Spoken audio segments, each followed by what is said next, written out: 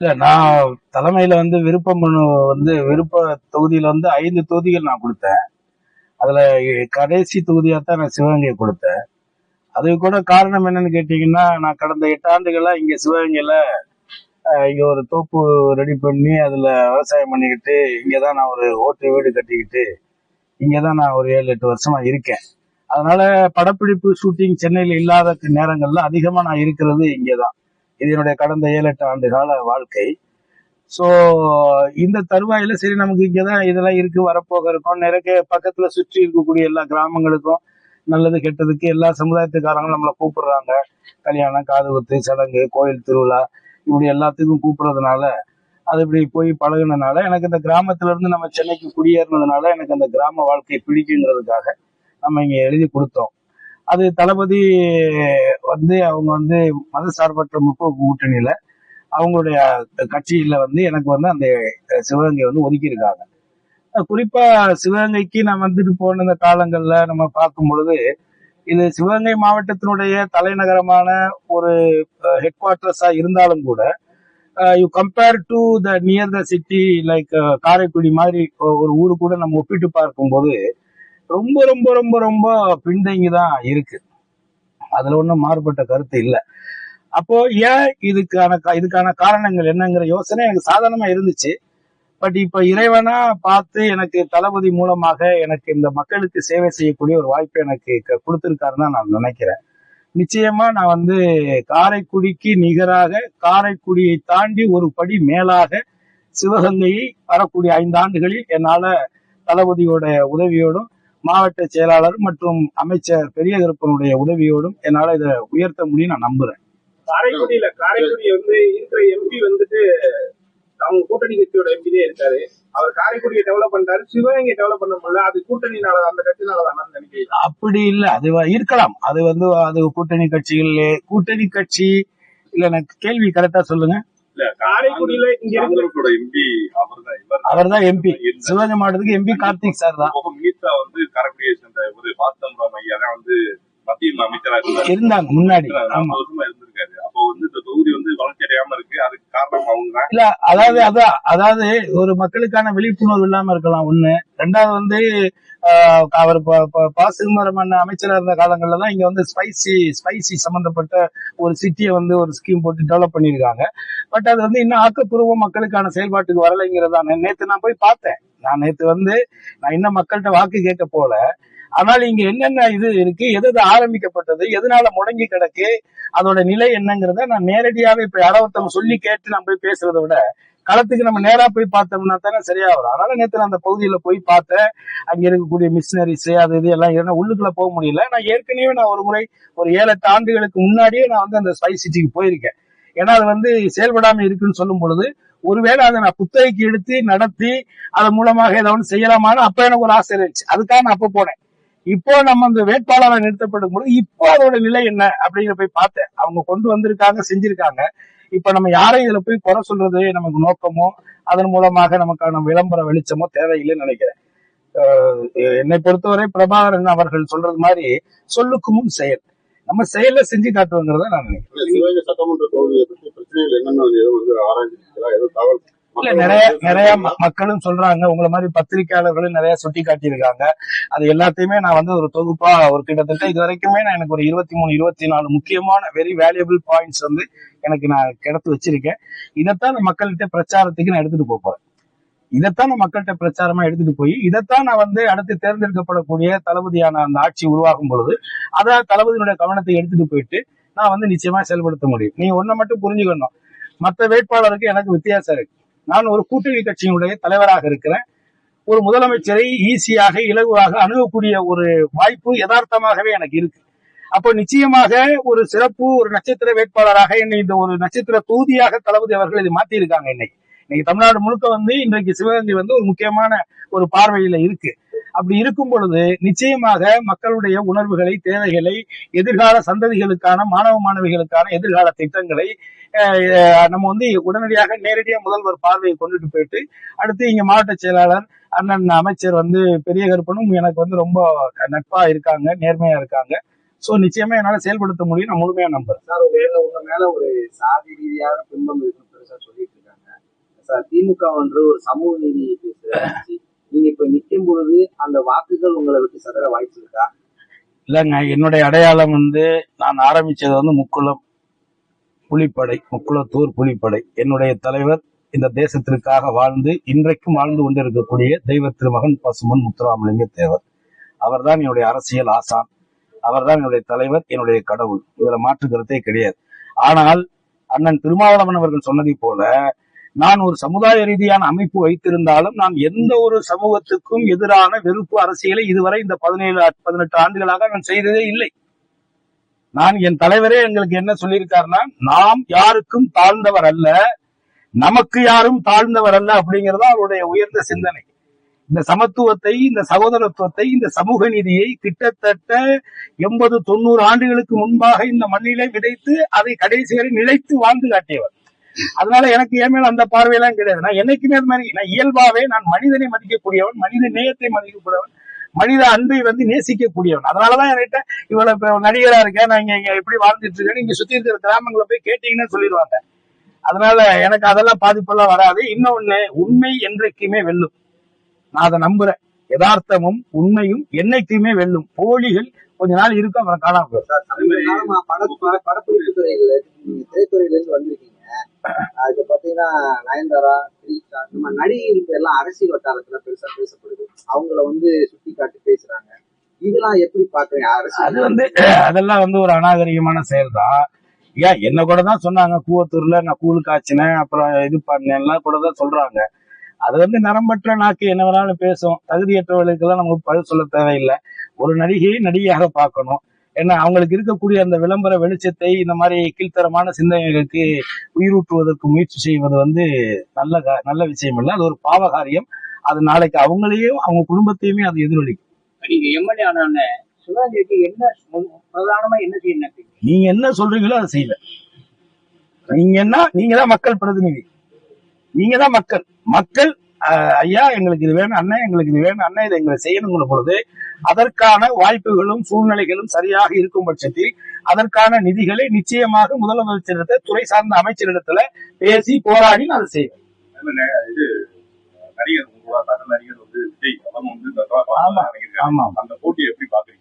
இல்ல, அவரு ஒரு கட்சி ஆரம்பிச்சிருக்காரு. அவர் இப்பதான் ஆரம்பிச்சிருக்காரு.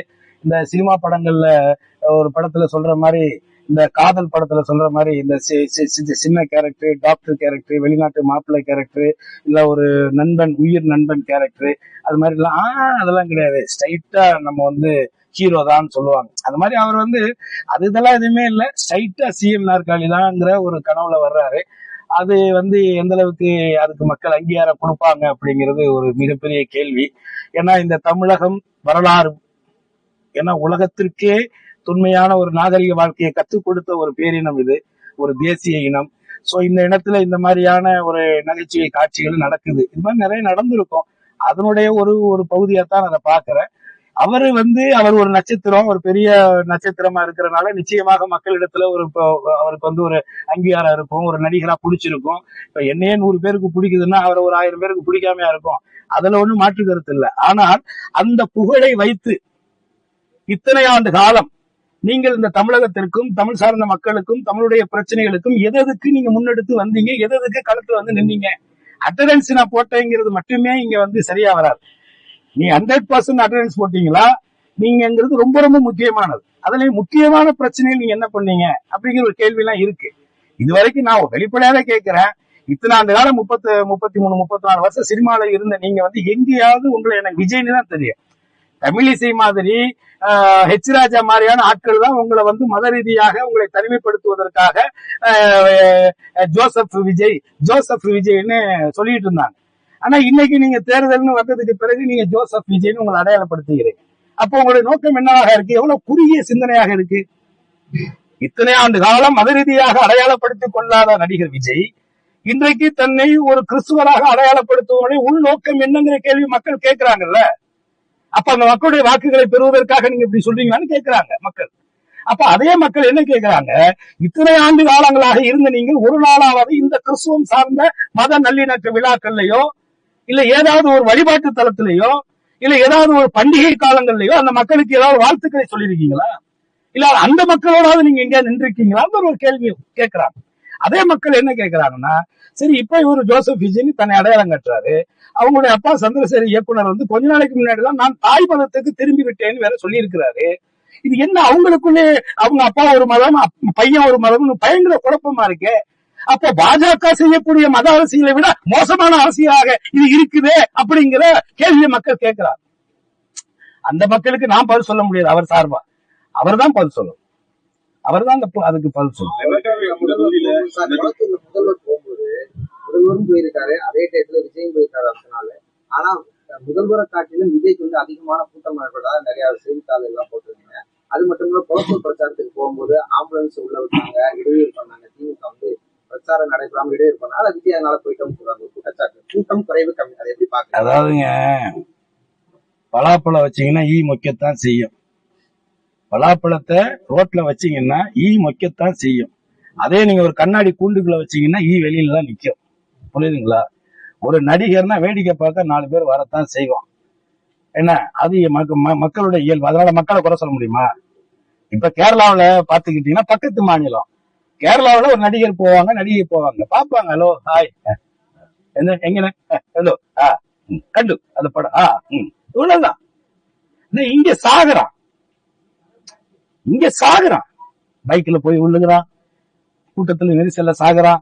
செத்ததுக்கு அப்புறம் என்ன புள்ள போனா இன்னொரு புள்ள பெத்துக்கலாங்கிறான்.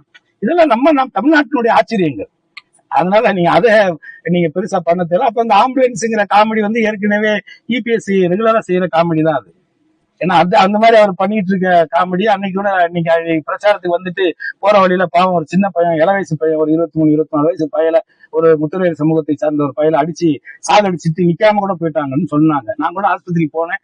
அப்புறம் அதை வந்து நம்ம இதை வச்சுட்டு அரசியல் பண்றவங்க கீழ்த்தரமா பேசுவான்னு சொல்லி நான் திரும்பி வந்துட்டேன். ஏன் சார் அந்த கூட்டம் முதல்வருக்கு வரல? எந்த கூட்டம்?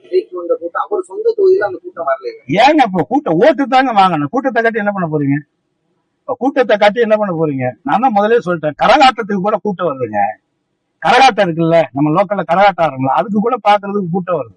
அப்ப அந்த கரகாட்டத்துல ஃபேமஸா இருக்கக்கூடிய நடனம் ஆடக்கூடிய அந்த பெண்களை பார்க்க இவ்வளவு கூட்டம் வரும்போது, அதே இடத்துல ஒரு நீங்க சொல்ற ஒரு நடிகை, நல்ல உச்சத்துல இருக்கக்கூடிய நடிகை வந்து அதே கரகாட்டத்தை வந்து அங்க ஆடுனாங்கன்னா அதுக்கு எவ்வளவு கூட்டம் வரும்? அப்ப நீங்க பாரம்பரியமா இத்தனை வருஷமா ஆடிக்கிட்டு இருக்க இந்த நாட்டிய நடன பெண்மணியை பார்க்க வந்த கூட்டத்தை விட நடிகை வந்தவொடனே இவ்வளவு பெரிய கூட்டம் வந்துருச்சு அப்படின்னு மிகைப்பா பேசினா இது என்ன இது? அதெல்லாம் பிறந்த இல்லைங்க. நடிகைன்னா பார்க்க கூட்டம் வரத்தான் செய்யும். அது ஓட்டாக மாறுதாங்கிறதா இங்க முக்கியமான கேள்வி. நிறைய பேர் வந்து ஆமா ஆமா அதே மாதிரி வந்து காங்கிரஸ் வந்து முயற்சி பண்ணாங்க, அவங்களுக்காக கிடைக்காம அவங்களுக்கு கொடுத்துருக்காங்க. மக்கள்கிட்ட வந்து உங்களோட வரவேற்பு இருக்கு. அதே மாதிரி கூட்டணி கட்சிகளுக்கு உங்களுக்கு வந்து எப்படி ஒத்துழைப்பு கொடுக்குறாங்க? இல்ல அதெல்லாம் மாவட்ட செயலாளர், அமைச்சர் பெரியனுடைய முழு ஒத்துழைப்பு எனக்கு இருக்கு. அடுத்து தளபதியார்கள் அவர்கள் எனக்கிட்ட இந்த வாய்ப்பை கொடுத்து நான் அன்னைக்கு கடைசியா அந்த தேநீர் இது நடத்தி அந்த அனைத்து மதசார்பற்ற கூட்டணி தலைவர்கள் எல்லாம் சந்திச்சு அன்னைக்கு பேசும்பொழுது என்கிட்ட கூப்பிட்டு ஜெயிச்சுட்டு வாங்க கருணாஸ் அப்படின்னு சொல்லிதான் அனுப்பிச்சிருக்கிறாரு.